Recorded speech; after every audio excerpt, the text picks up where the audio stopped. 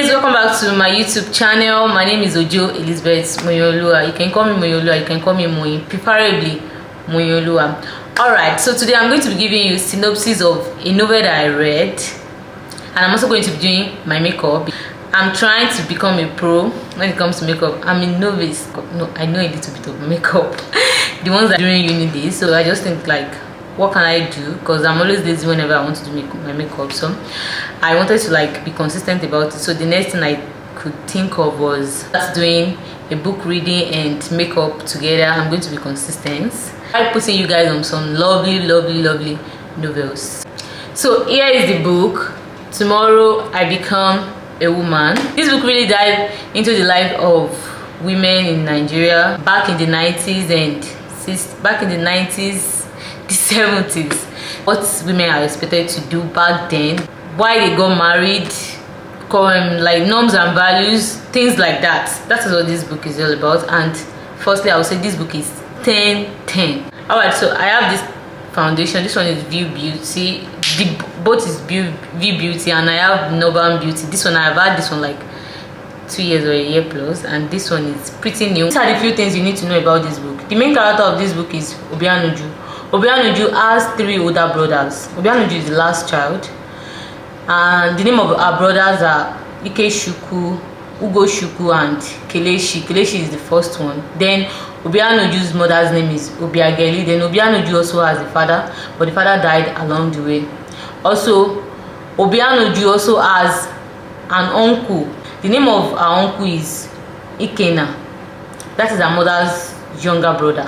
Obianuju has 2 best friends, Chinelo and Adaugo. Adaugo, is it Chinelo and Adaugo or Adaugo? Okay, they've been friends since little. I mean, even since before they were even born, from their mother, from the womb. They've been friends from the womb, because back then they used to just arrange marriage for them. So their mother met inside the bus while coming to Lagos to meet their husband. So through that, they became friends. The 3 of them became friends, and along the line, their kids became friends as well. Not all of their kids, basically the female ones. I don't know, there is really no story about the siblings of Adaugo and the siblings of Chinelo. This book is also dated in the 1960s, 1970s, during the Biafra War. Obianuju's father saw the war, and Obianuju also saw the war. Basically all of our siblings, the Chinelo and all that, they saw the war.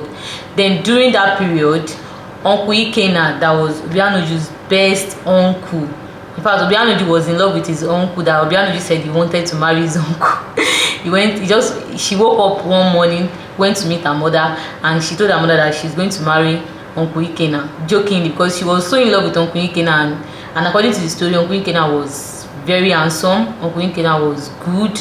They were living in Lagos before, because Uncle Ikena also studied in UK, but he came home when the war started. They all left Lagos. So Uncle Ikena now joined the Biafra.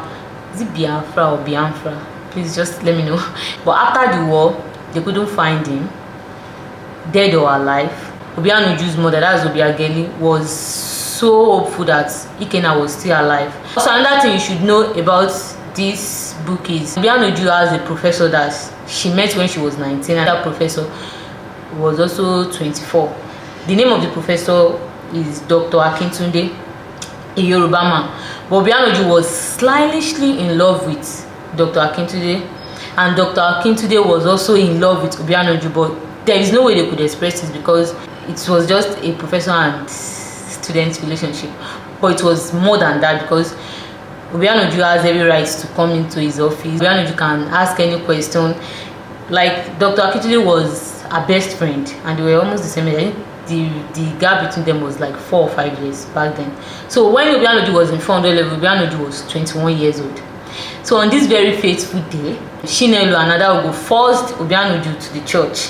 She didn't want to go, but they told her they were going to tell her mother if she didn't follow them. On hearing her mother, she just dressed up and went to the church.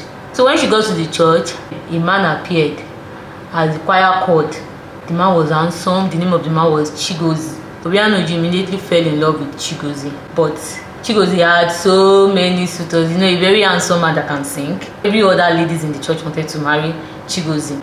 When Obianuju got home, Obianuju asked her friends that, who is that? Her friends answered, Chigozie, the choir master and all that. and Obianoju immediately said, I'm going to marry him. So it was like love at first sight. So Obianoju started going to the church like consistently. She even tried everything to like face Chigozie and talk to Chigozie, but there's no way. Chigozie is always surrounded by different women that wants to marry him. Obianoju even went ahead to join the church usher. I don't know if I'm doing this makeup very well, but whatever. So there was a day that one of our friends introduced her to Chigozie. When she wanted to talk, she couldn't talk. She just froze. I mean, you wanted to talk to your crush, but you couldn't talk to your crush. So on this fateful day, she was trying to talk to the head of usher. Then Chigozie came to meet her. So the next thing, they fixed a day that they're going to meet outside the church. So they met outside the church. So it was then that Obianoju realized that Chigozie is an editor. Chigozie is an orphan. She also got to know that Chigozie is much more older than her. Chigozie is like 31 years old. But anyway, she doesn't really mind. Chigozie went home that very weekend. Then she told her mother, because her mother has always been bothering her, bugging her to bring a man home. Her mother has even introduced her to so many people. But most people did not want to date her because I think, according to the story, she's not really good looking. Not like ugly, but she's too tall for a woman. So most of the suitor's mother will always say, your daughter is too tall for my son. She might wake up one day and just knock my son because he's too tall, you know, that kind of thing. Then the next day, her mother was like, her mother started dancing. So her mother told her to be quiet whenever Chigozie is talking. She shouldn't rush, she shouldn't bring up political anything, she shouldn't argue, because Obianoju is a very formidable woman. Obianoju does not really follow the norms and values, but she listens to whatever her mother says. She follows instructions, but she believes life is way more than that. Her mother do say she act like a boy, because at first her mother did not even want her to go to school. It was her father that said she should go to school, she can have it all. So her mother was like, she doesn't really need that because she's going to get married one day. Chigozie and Obianoju relationship started growing. All the girls in the church were angry, you know, that kind of thing. She just came from nowhere, took their boyfriend, their supposed boyfriend or their intended boyfriend. You will see their eyes, they will hire you anyhow, but you won't care. You just take your eyes off. What is your business with that one? She will go to Chigozie's house to go and clean, to go and wash. That was what her mother told her to do, because that is what is expected of a good woman to do. Chigozie started coming to their house. He will bring gifts, get to know mama and papa. Their relationship was like 4 months or 5 months. Chigozie told her to dress up, that he's coming to pick her up. So she dressed up, she packed her hair, and Chigozie picked her up. Then Chigozie took her to a field. Then the next thing, Chigozie asked her to get married to him. She was shocked. Truly, she really loves Chigozie, but she doesn't want it to be in a rush. She doesn't really want that kind of relationship very fast like that. So she was thinking, is this the right time for me to like get married? Then she told Chigozie that she's not yet done with school. She's planning to start her master's soon, which Otakitude already promised her that he's going to put his name down for scholarship in the school, because Obianoju is a very brilliant girl. She didn't agree to marry him because she was like, it was not even in a romantic way. He just asked me, marry me, something like that. No ring, no nothing. He didn't kneel down. So when she got home, Chigozie didn't wait. Chigozie just dropped her at home. Then her mother was like, where is Chigozie? Why didn't Chigozie come inside? What happened? Did you fight with him? Her mother started, you've argued with him, you've shouted on him. When her mother started bugging and shouting, she had no choice. She just told her mother that Chigozie said she should marry him. Immediately her mother stood up and her mother started dancing. Her mother now said, oh, didn't you agree to marry him? Then she said she didn't agree to marry him because of she's still in school and all that. Then the next time, her mother was like, you're not okay, you're not this, you're not that. So her mother now told her that next day, very early, that she should go back and make Chigozie then accept his proposal. She accepted the proposal and they fixed a date. So the next thing, she went to school and she told Dr. Akintunde that she's getting married. Then Dr. Akintunde asked her, what is the rush about? Why are you getting married in a rush? You know, they were in love, but it was not, they didn't come to the realization, or how would I put it? They didn't really confront each other that they were in love, but deep down, they've even exchanged kiss one day, and Obianoju would dare not tell her mother that she wants to marry a Yoruba man. Her mother would not allow that. I think my foundation is okay. I think so. You should be fine. I'm not going to do my brow. So when they fixed the wedding, they did everything. They went to the village, they did the wedding, they just finished all the formalities and all that. When she told Dr. Kitude about her wedding, you could see in Dr. Kitude's eyes that he's not happy. And deep down, Obianoju wasn't happy, but she didn't just realize it. The thing is, she saw her uncle in Gozi. She said Gozi looked exactly like Uncle Ikena. At first, she was in love with Uncle Ikena. She wanted every quality of Uncle Ikena in Gozi. And her mother even said the same thing. The reason why her mother loved Gozi a lot was because Gozi was just like Uncle Ikena. So they got married. They were living together peacefully. Like, Obianoju didn't want a child, but she didn't tell her husband that she doesn't want a child. Obianoju didn't know anything about contraceptive. She didn't really know anything about sex. The little she knows about sex was things she read inside the book. So she just went to the pharmacist and she asked for contraceptive. So she started taking contraceptives behind her husband. Her husband didn't know anything about it. She dropped the contraceptives inside her drawer because she knows her husband can never go inside her drawer to go and check it for anything there. So on this day, her husband was looking for a particular form or something. Then she just told her husband to go inside the drawer and check. Then her husband got to know that she's using contraceptives. Before she could explain herself or say Jack, that is one booster on her face. Then her husband left home. She was still crying. Her husband went to meet Obianoju's mother, complained everything to Obianoju's mother. And you know now, mothers of them, the next thing, her mother just came in. Obianoju, what did I hear you saying? That face went away. So she started having kids and everything started becoming normal, proper. But her first kid was Ego. Ego. She gave birth to a girl. After she gave birth to Ego, they started trying for another. Meanwhile, her husband promised her that they will never have kids again.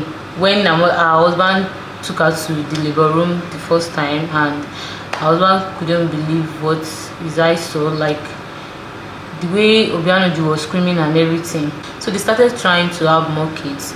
So many miscarriage. At least she had like maybe 6 or 7 miscarriages. So there was this particular time that the military government took over Nigeria then, according to the story. So everything wasn't going well. There was operation, I forgot, but I'll put it on the screen. Chigozie was so angry that Chigozie wrote so many stories about the military government. Then the next thing, I think 2 weeks later, they came inside to arrest Chigozie. So Chigozie was in the prison for a long period of time. Even when Chigozie was inside the prison, Chigozie was doing anyhow. Obianoju really needs to start her life again. She tried to find job all the way. She couldn't find job. Makeup girls are really trying because I don't even know what I'm doing. That's water. So while Chigozie was in the prison, Obianoju fell pregnant again. She couldn't even believe her. She thought it was a joke when the doctor told her that she's 3 months pregnant. And she just got a job at that moment too.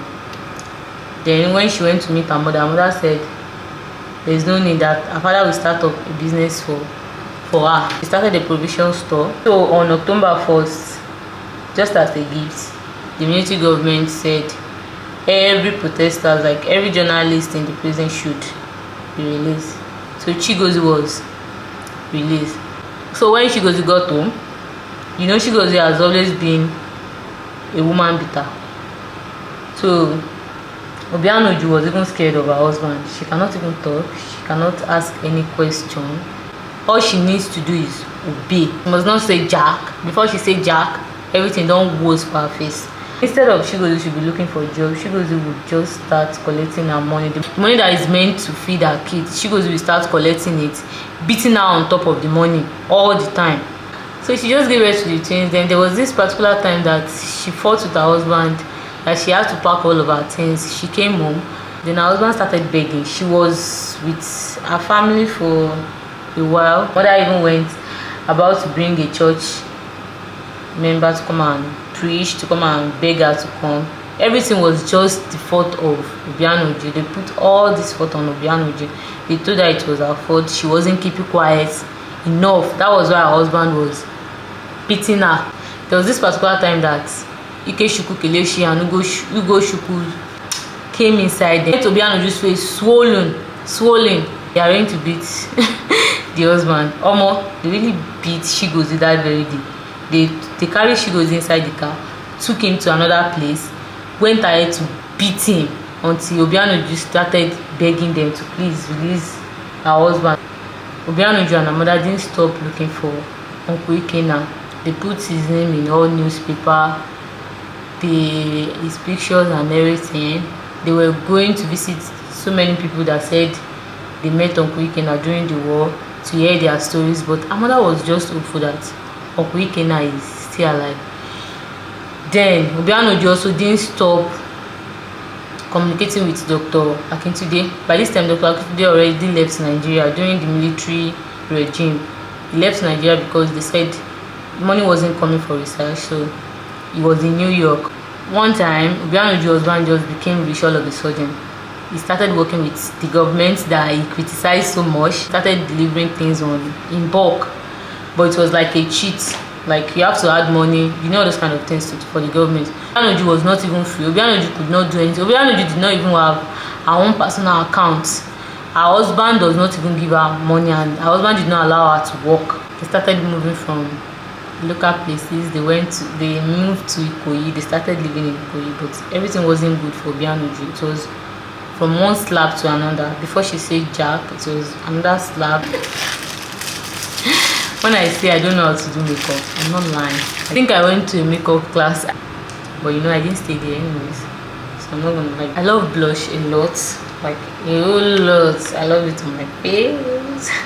So Obianoju's case was not like a rich woman, but a woman that is just rich online, and her husband made sure that she has different clothes to wear,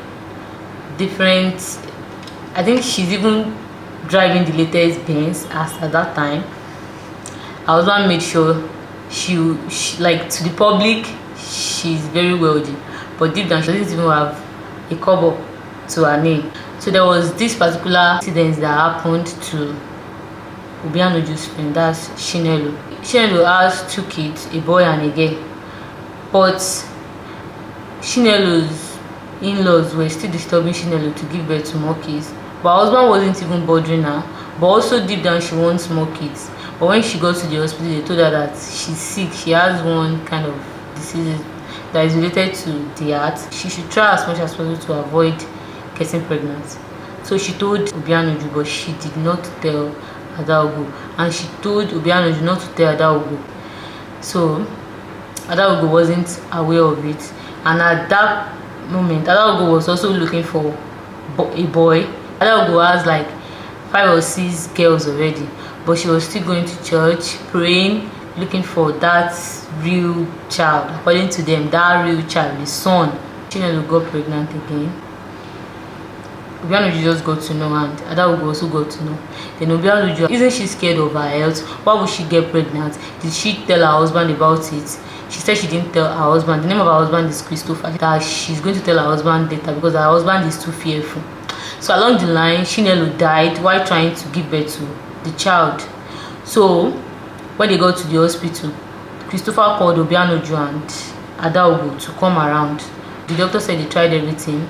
So the doctor now said, with her health, with her condition, I told her not to get pregnant. So when Adaogo got to know, Adaogo now asked Obianoju, did you know about it?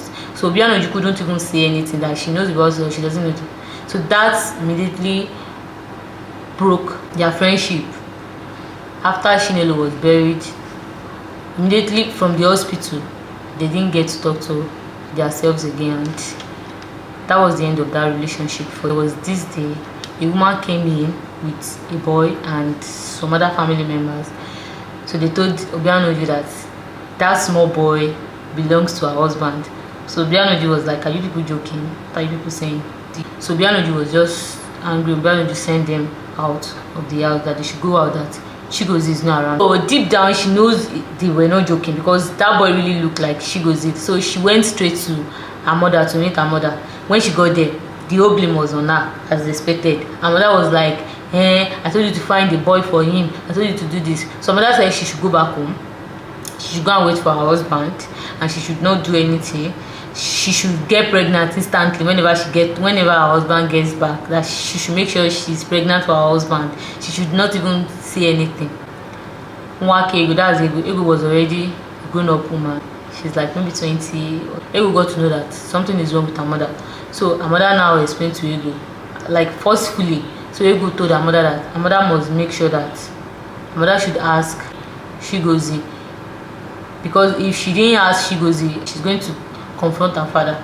So when Chigozie got back, Obianuju went to meet Chigozie, that she needs to have a conversation with Chigozie. Chigozie was assistant at first. So along the line when they were having conversation, Chigozie wanted to deny at first. Then Obianuju said, the kid look exactly like you, so you cannot deny. Then the next thing, he started beating Chigozie. Then Ego came down. Ego was like, you were supposed to be begging her. Why are you doing this?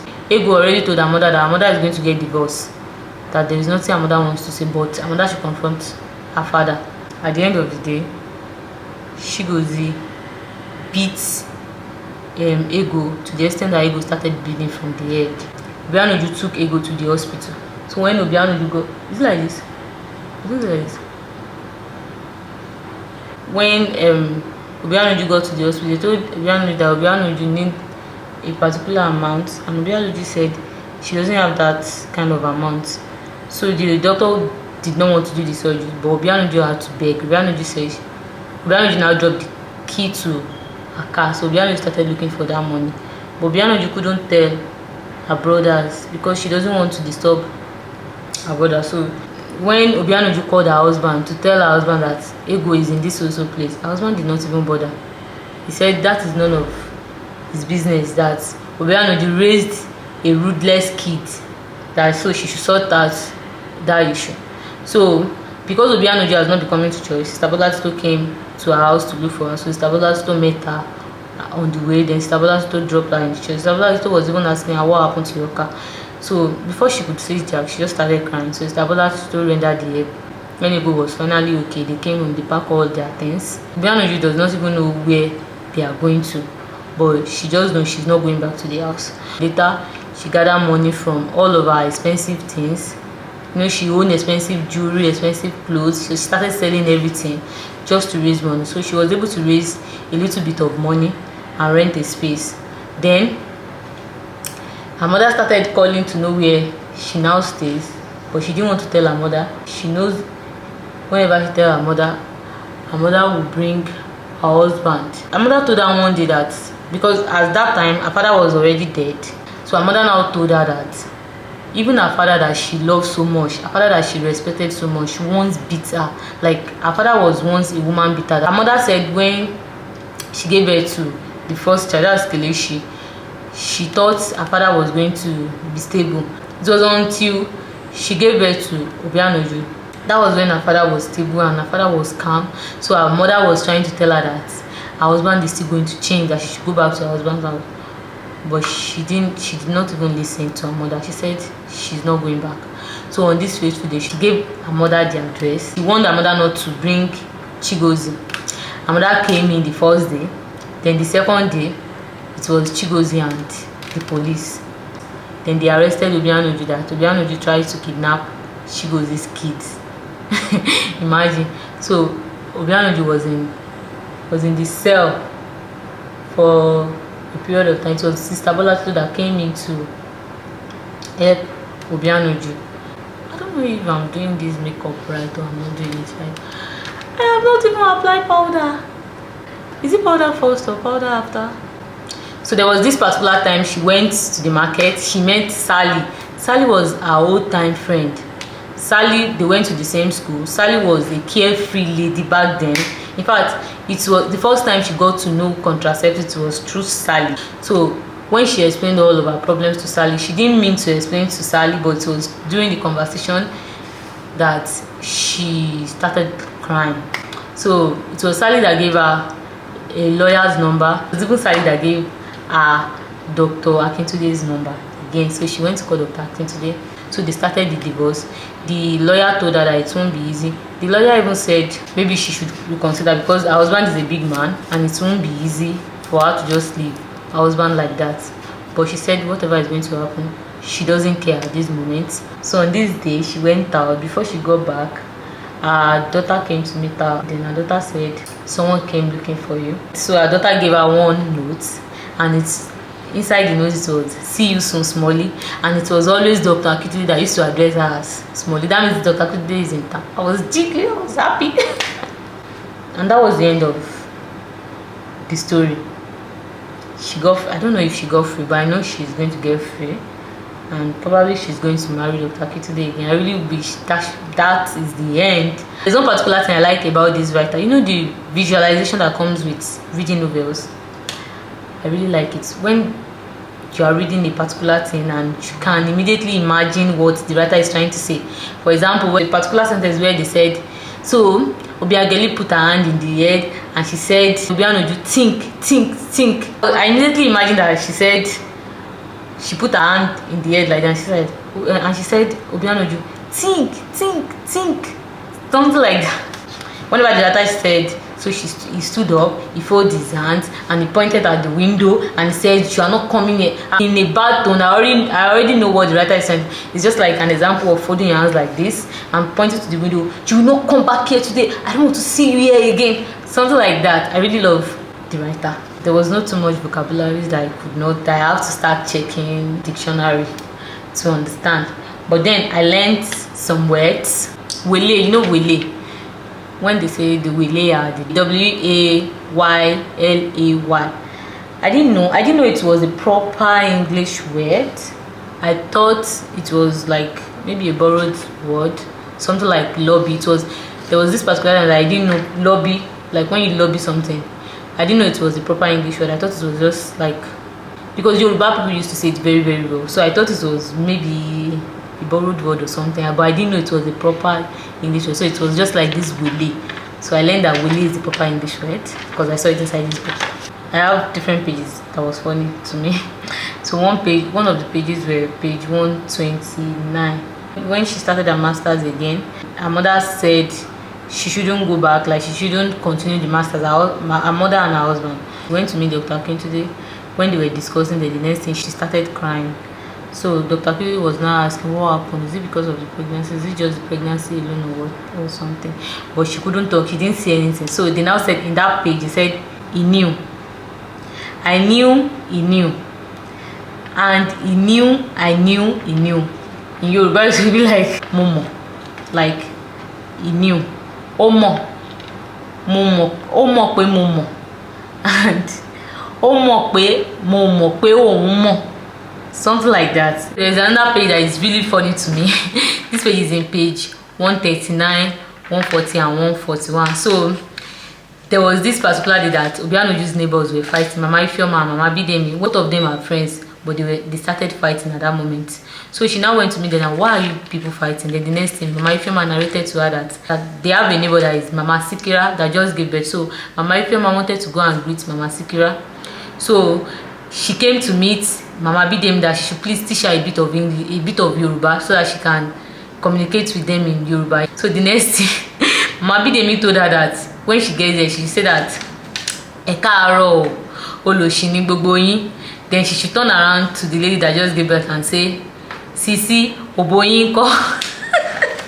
Something like that, which simply means good morning, you all are fools. Then she should turn to the lady and say, young lady, how is your coochies feeling? I think this is eyeliner, but I'm using it for my lip.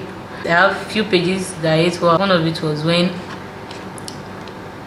Obianoju's church were having all these women forum thing program that they would do for like a whole week. So there is in page 252, 253 and 257 when the pastor Mrs. was preaching, and she was just like, you women are too lazy. By 7 a.m. you are still sleeping. That you're supposed to be up by 7 a.m. That women are the doctor, women are the nurse, they are the preachers, they are the one that is supposed to hold the house, they are all those kind of things. She even went ahead and said, some of you women, whenever you have money, you are bigger than your husband. So okay, it was a pastor, a man rather. So he said there was a time that he doesn't have a job, that our wife was the one that was working, that he felt like our wife would be on top, but whenever our wife get a salary that her wife would bring the money and give it to him, that my husband, this is the money, and she will even kneel down giving him the money. Everybody in the church was like, hey. He even went ahead and said, you women will be complaining that your husband are having affairs outside her. Some men want attention. That are you giving it to your husband? Some of you don't give attention. All you know how to talk about is just the market. You should give your husband attention. He will not have affairs outside. You should be perfect. You should not talk while he talks. He is your leader. You should shut up.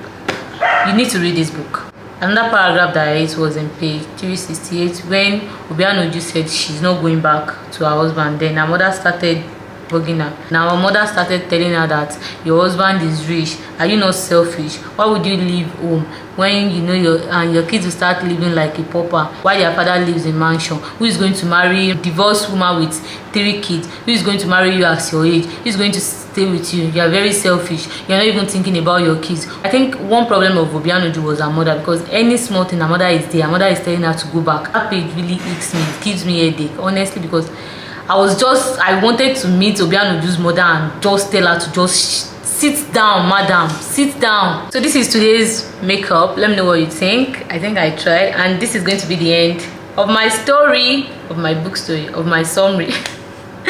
This is going to be the end of today's video. God willing, I'll see you in my next video very soon. Bye.